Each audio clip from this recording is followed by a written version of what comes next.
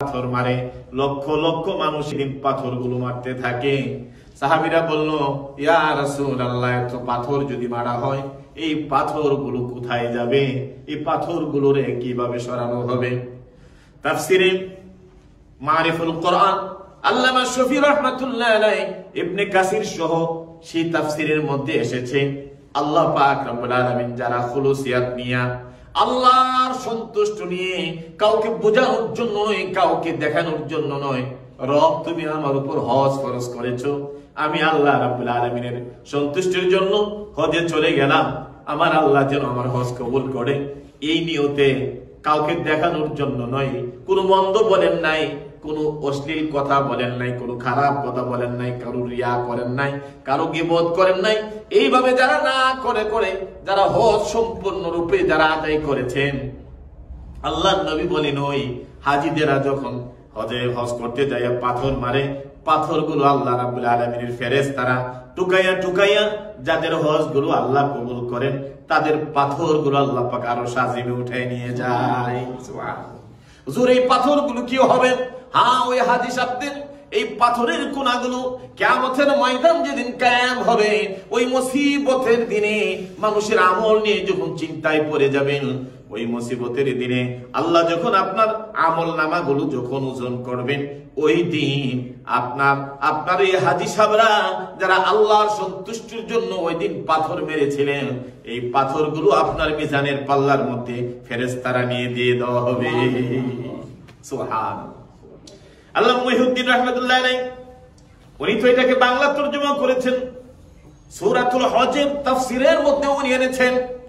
এই জন্য আমার ভাইরা, হজে মাবরুর হলো যে হজের মধ্যে মানুষ কোনো গীবত করে না, মানুষের কোনো নিন্দা চর্চা করে না, মানুষের কোন ধরনের কথা বলে না, মানুষের অন্যায় নিয়ে কথা বলে না, শুধু আল্লাহর ইবাদত আল্লাহর বন্দেগী নিয়ে যারা এইভাবে হজ করে আসে, এই হজের ফজিলত হলো হাজ্জে মাবরুর।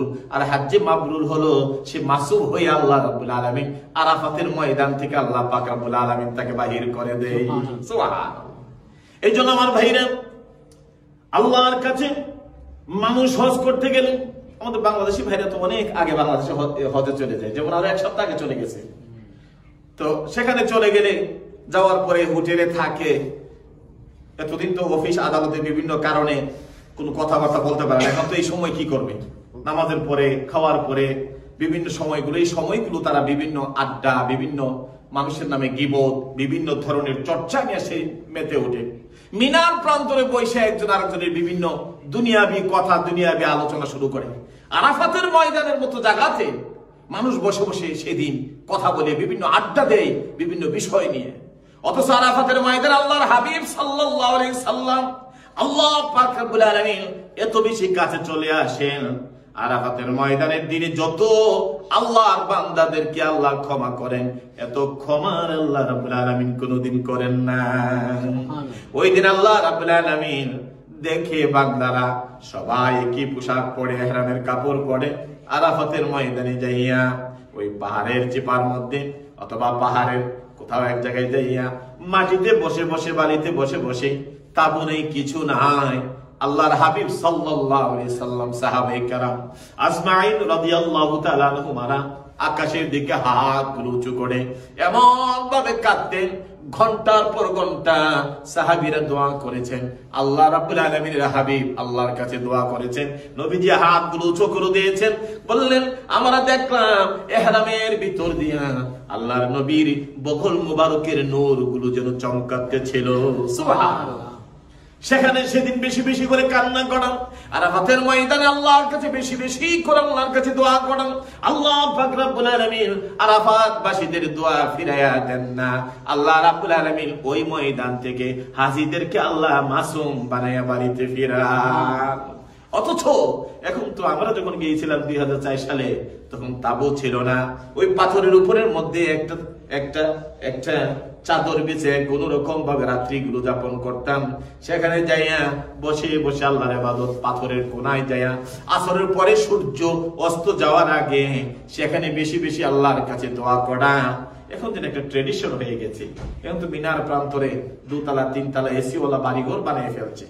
এইটা ইবাদত, এই ইবাদতটা আমার মনে হচ্ছিল আল্লাহর হাবিবের আমলে যেভাবে ছিল ওইভাবেই যদি রেখে দিত মানুষ আল্লাহর ইবাদত বন্দেগী, তখন হজের যে স্বাদ, হজের যে তৃপ্তি আল্লাহর হাবিব করেছেন, আপনি আমি ওই রকম ভাবে পাইতাম। এই জন্য এখন মানুষ গেলে প্রতিটা জায়গাতে তাবুতে এখন 5 স্টার সিস্টেম করে ফেলছে। মানুষ সেখানে আড্ডা জড়িত হয়ে যায়, বিভিন্ন কথাবার্তা মানুষ শুরু করে দেয়। এত বড় বরকতময় মিনার প্রান্তরের জায়গা, আরাফাতের মতো ময়দানের জায়গা, মুজদালিফার মতো রাত্রের এই সুন্দরতম জায়গা। এই জন্য আমার ভাইরা, এই হজের হাজি সাহেবদের যারা যত বেশি আল্লাহর ইবাদত করেছে, যত বেশি মানুষের সাথে কথা কম বলেছে, তাদের হজ আল্লাহর কাছে কবুল হবে। তাদের ওই মিনার প্রান্তরে জামারাতে যারা পাথর মারবেন, ওই পাথরগুলো আল্লাহর দরবারে কবুল হয়ে হাসরের দিন মিজানের পাল্লায় আল্লাহ পাক বাড়ি করে দিবে। এই জন্য আমার ভাইরা, সেখানে তিনবার আল্লাহ নবী ইব্রাহিম আলাইহিস সালাম সেখানে পাথর মেরেছিলেন। আল্লাহ পাক রব্বুল আলামিন এই পাথর মারা আল্লাহর কাছে এত বেশি ভালো লেগেছিল যে আল্লাহ পাক রব্বুল আলামিন এই পাথর মারাটাকে আল্লাহ কবুল করে নিলেন। এবং সেখানে আল্লাহ পাক রব্বুল আলামিন কিয়ামত পর্যন্ত হাজী সাহেবদের জন্য এই হজে যে পাথর মারাটা আল্লাহ করণীয় হিসাবে, হজের একটা রুকন অংশ হিসাবে আল্লাহ পাক রেখে দিলেন। সুবহানাল্লাহ। এই জন্য আমার ভাইরা, হজে যাওয়ার পরে প্রত্যেকটা আমল যেন হয় একেবারে আল্লাহর জন্য। প্রতিটা ঘন্টা, প্রতিটা মিনিট, প্রতিটা সময় যেন আল্লাহর ইবাদতে যেন মানুষ কাটাইতে পারে। দুনিয়াবি কোনো আলোচনা নিয়ে যেন মানুষ যেন ব্যস্ত না হয়ে পড়ে, সেইভাবে করা উচিত আপনি আমাদের সকলের। এবং যারাই বৎসর সারা বিশ্ব থেকে হজে গিয়েছেন, আল্লাহ যেন তাদেরকে ওই রকম ভাবে হজ করার তৌফিক এনায়েত করেন, আমরা বলি আমিন। আল্লাহ নবী ইব্রাহিম আলাইহিস সালাম সন্তানকে নিয়ে এই 3টা জায়গা পাড়ি দিয়া আল্লাহ নবী ইব্রাহিম আলাইহিস সালাম চলে গেলেন মিনার প্রান্তরে, যেখানে আল্লাহ পাক রব্বুল আলামিন আল্লাহর হুকুমে ইব্রাহিম নবীকে কুরবানি দেওয়ার জন্য উনি প্রস্তুতি শুরু করলেন মিনার প্রান্তরে। যারা গিয়েছেন উমরাতে, হজে, অনেকেই যারা হজের সময় যান, যে জায়গার মধ্যে ইব্রাহিম আলাইহিস সালাম সন্তানকে কুরবানি করেছিল, ওখানে যাওয়া অনেক কঠিন হয়ে যায়। এমনি উমরাতে গেলে ওই জায়গাগুলো তখন আবার জিয়ারত করা যায়, অথবা অনেক সময় আমরা যেমন কাফেলা নিয়ে যাই তখন আমাদেরকে বাস থেকে দেখায়, কারণ অনেকগুলো জিয়ারত একসাথে হইতো। আর অনেকে যারা ইন্টারেস্ট, তারা ট্যাক্সি নিয়ে পড়ে আবার জায়গাগুলো জ্ঞানাও সেই জায়গার মধ্যে চলে যায়, যাইয়া ওখানে দোয়া করে দেখে আসে 1000 বছর আগের ইতিহাস। সুবহানাল্লাহ। কবেকার হযরত ইব্রাহিম ইসমাঈল আলাইহিস সালামের ঘটনা আজও আল্লাহ পাক রেখে দিয়েছেন। সেখানে তো ও জায়গাতে গেলেই তো জীবনের পরিবর্তন। আপনি তখন বর্তমান সময়ের মধ্যে নাই, আপনি 5000 বছর আগে চলে যান। এই জায়গা তো এখনের না, এটা 5000 বছর আগের ইব্রাহিম আলাইহিস সালামের ঘটনা। সুবহানাল্লাহ। আমার ভাইরা, এই জন্য আল্লাহ পাক রব্বুল আলামিন যত পরীক্ষা ইব্রাহিম নবীকে করেছেন, যতবার পরীক্ষা করেছেন, যতবার পরীক্ষা নিয়েছেন, ইব্রাহিম আলাইহিস সালাম ততবার আল্লাহর কাছে কামিয়াব হয়েছেন। এবার ইব্রাহিম আলাইহিস সালাম মিনার প্রান্তরে সন্তানকে নিয়ে চলে গেলেন। আর যাইয়া ওখানে আল্লাহর নবী হযরত ইব্রাহিম আলাইহিস সালাম কলিজার টুকরা সন্তান ইসমাইলকে আল্লাহর রাস্তায় কুরবানি করবেন। যে কুরবানি থেকে আজকে আমাদের গোশত খাওয়ার কুরবানি চলে আসছে, সন্তান কুরবানির বিনিময়ে এই কুরবানি আসছে। এটা তো চারটিখানি কথা না। এই জন্য এই কোরবানি যেন শুধু গোশত খাওয়ার জন্য না হয়, এই কোরবানির শিক্ষা, এই কোরবানির চিন্তা চেতনা আল্লাহ ইব্রাহিম আলাইহিস সালাম কলিজার টুকরা সন্তানকে নিয়ে মিনার প্রান্তর নিয়ে গেলেন আল্লাহর রাস্তায় কোরবানি দেওয়ার জন্য। কি সেই কোরবানি? যেই কোরবানি, সন্তান কোরবানির মাধ্যমে আজকে গরু কোরবানি। এই কোরবানি যেন শুধু খাওয়া উদ্দেশ্য থাকে না, এই কোরবানি যেন আল্লাহ তুমি চেয়েছিলা ইসমাইল আলাইহিস সালামকে, আর তার বিনিময়ে তুমি জান্নাতি দুম্বা দিয়ে এই কোরবানির ব্যবস্থা করেছো। ওগো রব আমার আল্লাহ, আমরা সেই কোরবানি তুমি মনিবের খুশির জন্য, তুমি মনিবের সন্তুষ্টির জন্য আমরা এই কোরবানি দিতে যাচ্ছি। এই নিয়ত যেন যারা কোরবানি যারা শরীক হয়ে দিবেন সবার মধ্যে যেন এই নিয়ত থাকে, আল্লাহ একমাত্র তোমার সন্তুষ্টির জন্য আমরা এই কোরবানি দিচ্ছি। নিয়ত প্রথমে স্পষ্ট করতে হবে, আল্লাহ কোরবানি শুধু তোমার জন্য, কেবলমাত্র তোমার সন্তুষ্টির জন্য। দুনিয়ার কোন মানুষকে আমার পশুটা এত বড় বিশাল, আমার পশুটা এলাকার মধ্যে, এই জমিনের মধ্যে, এই এলাকার মধ্যে সবচাইতে বড়, এমন গর্ব যেন না আসে। আল্লাহ রাব্বুল আলামিন আপনাকে সম্পদ দিয়েছেন, আপনাকে ধন সম্পদ দিয়েছেন, এই সম্পদের নিয়ামতের শুকর আদায় করা, আপনি সবচাইতে বড় পশুটা কুরবানি দিতে পারেন, কিন্তু খেয়াল থাকতে হবে রব আমার আল্লাহ আমি যেন ইব্রাহিম ইসমাইল আলাইহিস সালাতু সালামের ওই সুন্নাত ওই নিয়মকে মেনে এই জন্য আল্লাহ তোমার রাস্তায় কোরবানি করছি। আমার এই কোরবানি দুনিয়ার কোন মানুষকে দেখানোর জন্য নয়, দুনিয়ার কেউ আমাকে বাহাবা দেওয়ার জন্য নয়। আল্লাহ তার কিছু অংশ আমি গরিবদের মধ্যে বন্টন করে দিব, আর কিছু অংশ আমার আত্মীয় স্বজনদেরকে আমি দিয়ে দিব, কিছু অংশ আমি নিজে খাবো। আল্লাহ তোমার শুকরিয়া আদায়ের জন্য এই নিয়ত যেন হয় প্রতিটা মানুষের, যারা কোরবানি দিবেন, যারা শরীক হিসাবে দেন, সবাই যেন একই নিয়ত থাকে, আল্লাহ আমার কোরবানিটা যেন একমাত্র তোমার সন্তুষ্টির জন্য হয়, আমাদের কোরবানিটা দুনিয়ার আর অন্য কোন উদ্দেশ্য নয়। কোরবানি দেওয়ার পরে বাংলাদেশে তো যুদ্ধ লেগে যায়, আমার গরুর মধ্যে সিক নাই, ওই সেরে এবছর বাপরি বাপ জব করার পরেই লাল হয়ে গেছে, আর একজন 2 লাখ টাকা দাঁড়ালে কি হইব, কিন্তু মাল নাই। এই সমস্ত কথাবার্তা কোরবানির যে হক, যে ফাদিলত, এটা তো বিনষ্ট হয়ে যায়। এই জন্য কোরবানির ব্যাপারে যে ইব্রাহিম আলাইহিস সালাম, ইসমাইল আলাইহিস সালাম, তার মাধ্যমে এই জিনিসটা এসেছে। কোরবানির পশুটার ব্যাপারে নিয়ে বিরল কোন মন্তব্য করা যাবে না, কোন ধরনের অন্যায় কথা বলা যাবে না। এই পশুর উপরে তুমি কিসের বিষয়ে এই পশুটা আসছে তুমি কি চিন্তা করেছো?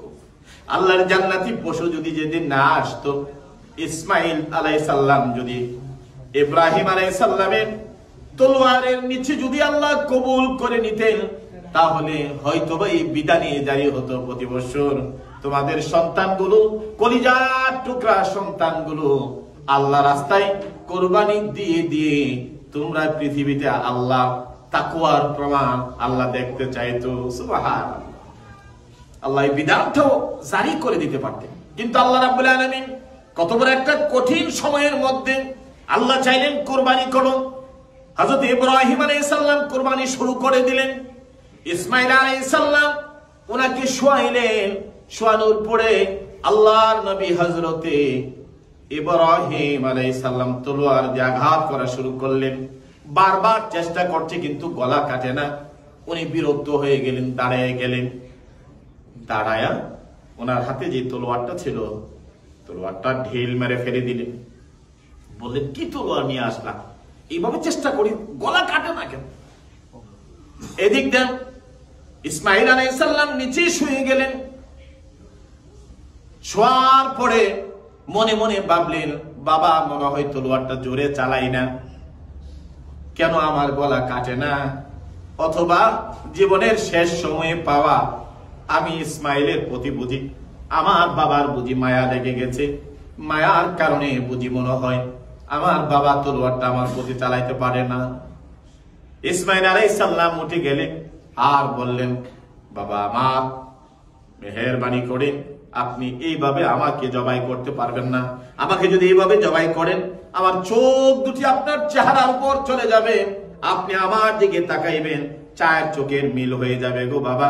4টা চোখের মিল যদি হয়ে যায়, একজন বাবা কেমন করে তার সন্তানকে কুরবানি করবে?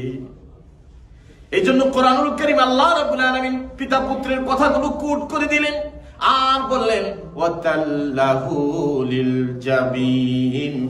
আল্লাহ রাব্বুল আলামিন জানায় দিলেন আমাদেরকে।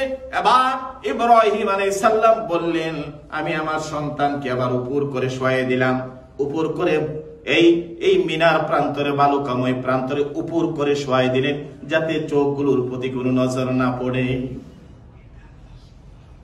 শোয়া এবার হযরতে ইব্রাহিম আলাইহিস সালাম তলোয়ারটা তাফসীরের মধ্যে আসছে, উনি বালুর নিচে ঢুকাইয়া তারপর উপর দিকে কাটার জন্য চেষ্টা করছে। এমন সময় আল্লাহ রাব্বুল আলামিন ইব্রাহিম নবীকে ডাক দিলেন আর জিব্রাইলকে ডাক দিলেন, জিব্রাইল তাড়াতাড়ি চলে যাও, আমার ইসমাইলকে ইব্রাহিম তো জবাই করে ফেলবে, আমি আল্লাহ সন্তুষ্টির জন্য আমি খুশি হয়ে গেছি, আমার ইব্রাহিমের প্রতি আমি পরীক্ষা নিয়েছি, আমি আল্লাহ খুশি হয়ে গেলাম, তুমি দৌড়ায় তাড়াতাড়ি চলে যাও, তাড়াতাড়ি যাও, না হয়তো ইব্রাহিম তার সন্তান ইসমাইলকে জবাই করে ফেলবে, তুমি তাড়াতাড়ি যাও, যাইয়া জান্নাত থেকে দুম্বা নিয়ে যাও, আর ইব্রাহিমের যে তলোয়ার আছে তলোয়ারের নিচের মধ্যে জান্নাতি দুম্বাটা তুমি দিয়ে দাও। সুবহানাল্লাহ। জিবরাইল আমিন মনে মনে ভাবলেন, আর আজিম থেকে আল্লাহর জান্নাত থেকে দুম্বা নিয়ে মিনার প্রান্তরে পৌঁছতে যাইয়া যদিও কয়েক সেকেন্ডের ব্যাপার, কিন্তু যদি বিলম্ব হয়ে যায়, এই কথা চিন্তা করে উনি রওনা দিয়ে প্রথম আসমানে এসে একটা ডাক মারলেন, আল্লাহু আকবার। সুবহানাল্লাহ। আল্লাহু আকবার বলে যখন এইভাবে ডাক মারলেন, মিনার প্রান্তরে চতুর্দিকে পাহাড় পর্বত, কেউ নেই। হযরত ইব্রাহিম আলাইহিস সালাম মনে মনে ভাবলেন, আমি এখানে একা, আমার ছেলে একা, এই কঠিন অবস্থায় কে এই শব্দটা বলল আল্লাহু আকবার। এই শব্দ শোনার সাথে সাথে উনি দাঁড়ায় গেলেন। দাঁড়ায় যখন উনি তলোয়ারটা নিয়ে শুরু করলেন, আবার আসমান থেকে আরেকটা ডাক দিলেন, লা ইলাহা ইল্লাল্লাহু আল্লাহু আকবার। দেওয়ার পরে হযরত জিবরাইল আমিন নিয়ে আসলেন একেবারে তলোয়ার, ওনার তলোয়ার চালাচ্ছে, ওই তলোয়ারের কাছে ইসমাইল আলাইহিস সালাতু সালামকে টান দা হযরত জিবরাইল আমিন বুকের মধ্যে নিয়ে নিলেন, আর জান্নাতি দুম্বাটা হযরত ইব্রাহিম আলাইহিস সালাতু সালামের তলোয়ারের নিচে দিয়ে দিলেন। সুবহানাল্লাহ। জান্নাতি দুম্বা কুরবানি হয়ে গেল। উনি দাঁড়ায় গেলেন, দাঁড়ায় এবার আল্লাহু আকবার। জিবরাইল আমিন বললেন, আর ইব্রাহিম আলাইহিস সালাম পড়া শুরু করলেন, লা ইলাহা ইল্লাল্লাহু আল্লাহু আকবার। ছোট ইসমাইল ওই যে জবান থেকে শব্দটুকু বাহির হয়ে আসলো, আল্লাহর প্রশংসা, আল্লাহ গো, বাবার তলোয়ার থেকে তুমি জান্নাতি দুম্বা দিয়া আমাকে হেফাজত করেছো, ওয়ালিল্লাহিল হামদ। আমার জীবনের আমার সব প্রশংসা আল্লাহ তোমার জন্য, আমি সব প্রশংসা তোমার জন্য করে দিলাম। এই জন্য এই তালবিয়াটা, এই তাকবীর, আল্লাহু আকবার, আল্লাহু আকবার, লা ইলাহা ইল্লাল্লাহু আল্লাহু আকবার, ওয়ালিল্লাহিল হামদ। হযরত জিবরাইল আমিন, হযরত ইব্রাহিম আলাইহিস সালাম আর ছোট সন্তান ইসমাইল তিনজন মিলে এই শব্দ বলার কারণে আল্লাহর কাছে বড় মহাপ্রিয় হয়ে গেল। এই শব্দগুলোর ফজিলত আল্লাহর হাবিব সাল্লাল্লাহু আলাইহি সাল্লাম অনেকগুলো ফজিলতের কথা আজকের হাদিসগুলোতে আমাদেরকে জানিয়ে দিলেন। কি জানিয়ে দিলেন? আল্লাহর নবী বললেন, এই আমলগুলো যারা করবে, এই যে জিলহজ মাস, আজকে জিলকদ মাস শেষ হয়ে যাচ্ছে, আগামী কয়েকদিন পরে আমাদের জিলহজের মাস শুরু হয়ে যাবে। নবী বলেন, মামিন আইয়ামিল আমালুস সালিহ, জিলহজ মাসের সবচেয়ে আল্লাহর কাছে নেক আমলের দিক দিয়ে ফিহা আহাব্বু ইলাল্লাহ মিন হাযিহিল আইয়াম, কোই আমলের দিক দিয়া আল্লাহর কাছে সবচেয়ে মহাব্বত এবং আল্লাহর কাছে প্রিয় আর কোন ইবাদত নাই। যারা জিলহজ মাসে বেশি বেশি আল্লাহর ইবাদত করবে, বেশি বেশি কোরআন তেলাওয়াত করবে, বেশি বেশি নফল নামাজ পড়বে, বেশি বেশি আল্লাহকে ডাকবে, এর চেয়ে বড় আল্লাহর কাছে আর কোনো প্রিয় আমল নাই। সুবহানাল্লাহ। এই যে জিলহজ মাস আসবে, কুরবানির জন্য আমরা অপেক্ষা করছি, কিন্তু এই মাসের কতগুলো ইবাদত আছে, কতগুলো দিন আছে। জিলহজ মাসের শুরু থেকে ধরে 9 তারিখ 10 তারিখ পর্যন্ত এই দিনগুলো যেমন হজের কার্যক্রম শুরু হয়, তেমন পুরো উম্মতে মুহাম্মাদের জন্য অনেক ফজিলত আল্লাহ পাক রেখে দিয়েছেন। আল্লাহর নবী বলেন, আফদালুল আইয়ামিদ দুনিয়া আল আশরু। নবী বলেন, আফদালুল আইয়ামিদ দুনিয়া, দুনিয়ার মধ্যে ইবাদতের ক্ষেত্রে, আমলের ক্ষেত্রে আল্লাহর কাছে এর চাইতে মহাব্বত, আল্লাহর কাছে এর চেয়ে ভালো আর কোনো আমল নাই। আল আশরু অর্থাৎ জিলহজের মাসের 1 তারিখ থেকে ধরে 10 তারিখ পর্যন্ত, এত বড় ফজিলত এই দিনগুলোতে। তারপরে নবী বলেন, জিলহজ মাসের হযরত আনাস রাদিয়াল্লাহু তাআলা বলেন আল্লাহর নবী বলেন জিলহজ মাসের এই যে প্রথম 10 দিন, এই 10 দিনের সওয়াব হলো 1000 দিন আপনি ইবাদত করলে যত না সওয়াব পাবেন। আর যদি কোনো মানুষ জিলহজ মাসে যদি এই 10 দিন যদি ইবাদত করে, যে জিলহজ মাসের এই 10 দিন যদি আপনি পারেন সিয়াম পালন করেন, অথবা আপনি যদি তাসবিহ তাহলিল পড়েন, আপনি যদি কোরআন তেলাওয়াত করেন, রাত্রে যদি কিয়ামুল লাইল করেন, তাহাজ্জুদ নামাজ পড়েন, বেশি বেশি নফল নামাজ পড়েন, আল্লাহ রাব্বুল আলামিন 10 দিন অর্থাৎ প্রথম 10 দিন 1000 রাত্র ইবাদত করলে যত না সওয়াব পাবেন, এই 10 দিন আমল করলে আল্লাহ তো সওয়াব দিবে। সুবহানাল্লাহ। এই জন্য জিলহজ মাসের 1 তারিখ থেকে ধরে আর 10 তারিখ পর্যন্ত প্রত্যেকটা সময়, রাত এবং দিন অত্যন্ত বরকতময়। তারপরে নবী বললেন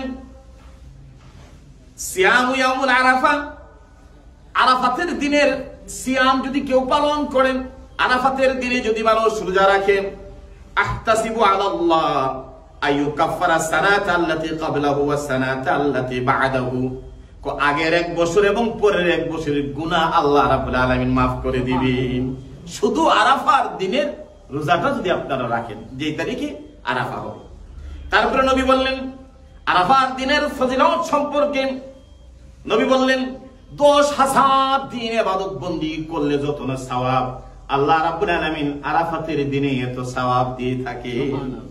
কাজে এই আরাফাতের দিনটা জিলহজ মাসের এই 10 দিনের ভিতরে আসে, কাজে ওই দিনগুলো যেন আল্লাহর কাছে ইবাদত বندگی বেশি বেশি করে করা হয়। এই জন্য আমার ভাইরা, আল্লাহ নবী বললেন যখন এই জিলহজ মাসের প্রথম দিন চলে আসবে, সেই দিনগুলোতে তোমরা কি কি করবা। আল্লাহ নবী বললেন ফাআকসিরু ফিহিন্না, এই দিনগুলোতে বেশি বেশি আল্লাহর ইবাদত করবেন। ফাআকসিরু ফিহিন্না, বেশি বেশি করে আল্লাহর প্রশংসা করবেন, তাসবিহ তাহলিল করবেন। বলে কিভাবে পড়বেন? নবী বললেন মিনাত তাসবিহি ওয়া তাহমিদি ওয়া তাহলিলি ওয়া তাকবীর, তোমরা এই 1 তারিখ থেকে ধরে আর 10 তারিখ পর্যন্ত এই সময়গুলো বেশি করে সুবহানাল্লাহ, আলহামদুলিল্লাহ, ওয়া লা ইলাহা ইল্লাল্লাহ, আল্লাহু আকবার, এই তাসবিহগুলো, এই তাহমিদ, এই প্রশংসার এই তাহলিলগুলো তোমরা পড়তে থাকবা। আর 9 তারিখ থেকে 13 তারিখ আসর পর্যন্ত এই সমস্ত ওয়াজিব করে দিয়েছেন, প্রত্যেক ফরজ নামাজের পরে এইগুলো এই তাকবীরগুলো আমাদের আল্লাহু আকবার লা ইলাহা ইল্লাল্লাহু আল্লাহু আকবার ওয়ালিল্লাহিল হামদ। 9 তারিখ ফজর থেকে আর 13 তারিখ আসর পর্যন্ত এই প্রত্যেক নামাজের পরে জোরে একবার করে পড়া পুরুষদের জন্য ওয়াজিব। আর যদি কোনো সময় পড়া আপনি পড়েন নাই, ভুলে ফেলছেন, যখনই স্মরণ হবে তখন এটা কি করতে হবে? আদায় করে নিতে হবে। জিলহজ মাসের আর 9 তারিখ থেকে অর্থাৎ আরাফাতের দিন থেকে। তো ওই যে বললাম মিনার প্রান্তরে হযরত জিবরাইল আমিন, হযরত ইব্রাহিম আলাইহিস সালাম, ইসমাঈল আলাইহিস সালাম তিনও মিলে যে এই তাসবিহ পড়লেন, এই তাসবিহর ব্যাপারে আল্লাহ নবী কতগুলো হাদিস রিওয়ায়াত করেছেন। বিভিন্ন সাহাবীরা শুধু এই তাসবিহটার উপরে বিভিন্ন বাবে, বিভিন্ন তাফসিরে এবং বিভিন্ন হাদিসের কিতাবের মধ্যে রিওয়ায়াত এসেছেন সুবহানাল্লাহ, আলহামদুলিল্লাহ, লা ইলাহা ইল্লাল্লাহু, আল্লাহু আকবার, 4টা শব্দ। সুবহানাল্লাহ, আলহামদুলিল্লাহ, লা ইলাহা ইল্লাল্লাহু, আল্লাহু আকবার, লা ইলাহা ইল্লাল্লাহ 3 নম্বর শব্দ, আল্লাহু আকবার 4 নম্বর শব্দ। এই শব্দটা মুখস্থ করবেন। সুবহানাল্লাহ, আলহামদুলিল্লাহ, লা ইলাহা ইল্লাল্লাহু, আল্লাহু আকবার। এই তাসবিহ যারা পড়বেন আপনাদের কি ফজিলত। আল্লাহর নবী বলেন এই শব্দগুলো হলো, এই শব্দগুলো দিয়ে যদি মানুষ এই জিকির করেন, বিশেষ করে এই জিলহজ মাসের 10 দিন যদি আপনি তাসবিহগুলো দিয়ে যে জিকির করেন, নবী বললেন যারা একবার পড়বে এই শব্দটা সুবহানাল্লাহ, আলহামদুলিল্লাহ, লা ইলাহা ইল্লাল্লাহু, আল্লাহু আকবার, একবার যদি পড়েন, আল্লাহর নবী বলেন আপনার জন্য জান্নাতের মধ্যে একটা গাছ লিখা, একটা গাছ আল্লাহ রাব্বুল আলামিন বানিয়ে রেখে দেন। ওই গাছের মধ্যে যত পাতা আছে, ওই গাছের মধ্যে যত ঢাল আছে, প্রত্যেকটা ঢালের মধ্যে আল্লাহ ফেরেশতা বসায় দিবেন। আর কিয়ামত পর্যন্ত আপনারা এই তাসবিহ যে পড়বেন, ফেরেশতাদের তাসবিহ গুলো হাসরের দিন আপনার মিজানের পাল্লায় দিয়ে ভারী করে ফেলবে। এই জন্য মানুষ আল্লাহ ইবাদত এত বেশি করি না, এত ফজিলত কোত্থেকে পাইলাম? নবী বলেন কোন মানুষ যখন এই তাসবিহটা পড়বেন, জান্নাতের মধ্যে একটা আপনার নামের উপর একটা গাছ লাগানো হয়ে যাবে। এই গাছের মধ্যে ফেরেশতারা তাসবিহ তাহলিল পড়তে থাকবে কিয়ামত পর্যন্ত, আর এই সওয়াব আপনার আমলনামার মধ্যে দেওয়া হবে। সুবহানাল্লাহ, আলহামদুলিল্লাহ, ওয়া লা ইলাহা ইল্লাল্লাহু, আল্লাহু আকবার, চারটি শব্দ। 2 নম্বরে নবী বলেন, মা আয়েশা থেকে হাদিস বর্ণিত, আল্লাহ রাসূল বললেন কোন মানুষ আল্লাহর রাস্তায় দান করলে যত না সওয়াব পাবেন, একবার যদি এই তাসবিহটা পড়েন আল্লাহ রাব্বুল আলামিন আল্লাহর রাস্তায় দানের সমপরিমাণ সওয়াব দিয়ে দিবেন। সুবহানাল্লাহ। এই জন্য তাসবিহটা পড়বেন। আবু সালামা রাদিয়াল্লাহু তাআলা বর্ণনা করেন, আল্লাহ রাসূল সাল্লাল্লাহু আলাইহি সাল্লাম বলেন, কিয়ামতের দিন বান্দার আমল নামায় সব চাইতে আল্লাহ রাব্বুল আলামিন ভারী করে দিবেন এই শব্দটা যারা পড়বে, সুবহানাল্লাহ, আলহামদুলিল্লাহ, লা ইলাহা ইল্লাল্লাহু, আল্লাহু আকবার। এই জন্যই ইমাম বুখারী রাহমাতুল্লাহ আলাইহি তার বুখারী শরীফের সর্বশেষ হাদিস হিসাবে এটা রেখে দিয়েছেন, আর এটার আমল নামার উপর ওই কথাগুলো বলেছেন। যারা এই তাসবিহ পড়বেন মিজানের পাল্লায় আল্লাহ রাব্বুল আলামিন ভারী করে দিবেন। তারপরে হযরত আবু হুরায়রা থেকে বর্ণিত 4 নম্বর এই হাদিসটার উপরে 4 নম্বর আবু হুরায়রা বর্ণনা করেন, আল্লাহর নবী বলেন,